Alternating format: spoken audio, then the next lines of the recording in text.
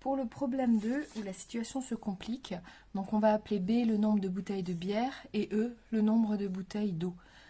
Le prix d'une bouteille de bière est de 2,3 € et le prix d'une bouteille d'eau est de 0,85 €. L'autre information, c'est qu'on a 14 caisses de 12 bouteilles, ce qui fait qu'on va avoir 14 fois 12, donc 168 bouteilles en tout.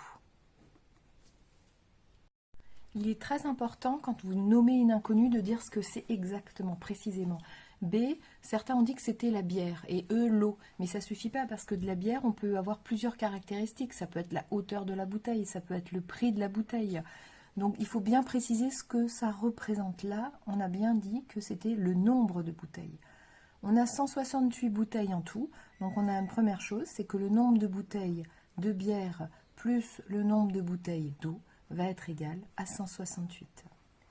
La deuxième information porte sur le prix. On vous dit que au total, le montant était de 251,55 €. Donc, ce qui veut dire que le prix des bouteilles de bière plus le prix des bouteilles d'eau font 251,55.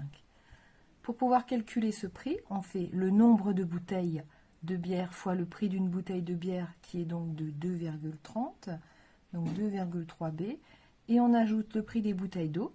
Le prix d'une bouteille d'eau est de 0,85 fois le nombre de bouteilles d'eau, donc fois E. Et tout ceci est égal à 251,55. Voilà, on a donc nos deux équations avec deux inconnues, et ces deux équations sont du premier degré, puisque les inconnues, B et E, sont la puissance 1. Donc on va donc devoir résoudre un système de deux équations à deux inconnues, et ces deux équations sont du premier degré. Celle-ci, il y a deux méthodes. Celle-ci est assez simple parce que dans la première équation, les inconnues ont un coefficient 1. Donc on va pouvoir sans problème isoler les deux inconnues. L'une des deux. On choisit soit d'isoler B, soit d'isoler E. Donc B peut être égal à 168 moins E, ou alors E égale à 168 moins B. On va ajouter moins B aux deux membres de l'équation pour pouvoir isoler une des inconnues. Dans la correction écrite, on a isolé B. Donc on va changer ici et on va isoler E.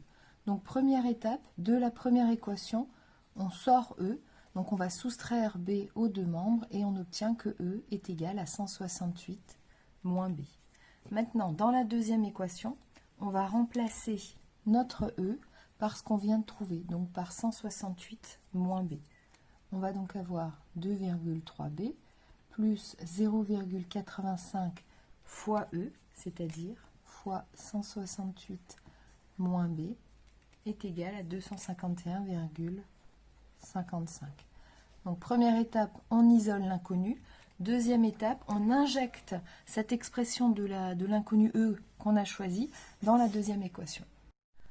On injecte donc 168 moins B, qui est l'expression de E, dans cette deuxième équation, et maintenant on développe. Donc 0,85 fois 168, ce qui nous fait 142,8, plus 0,85 fois moins B, donc moins 0,85 B, égale à 251,55. On garde toujours notre première équation. C'est important de garder le système à chaque fois. Donc le système, c'est les deux accolades, c'est les accolades qui permettent de le distinguer. Donc la première équation E1, et dans la deuxième, maintenant ce qu'on va faire, c'est qu'on va la réduire. Donc on va ajouter les termes en B, 2,3B moins 0,85 B, et on va ajouter les termes constants. On a 142,8 dans un membre, et on a 251,55 dans l'autre. Donc on va soustraire 142,8. Si vous arrivez à le faire de tête, en vous aidant un peu de la calculatrice, mais directement, c'est mieux, c'est moins lourd à rédiger. Sinon, ce que vous pouvez faire, c'est au brouillon à côté, ou alors à côté simplement, vous faites votre calcul, donc 2,3 moins 0,85, ce qui nous donne 1,45 B. 142,8, donc on va le soustraire aux deux membres, on va donc avoir 251,55 moins 142,8 dans le membre de droite, ce qui nous fait 108,75.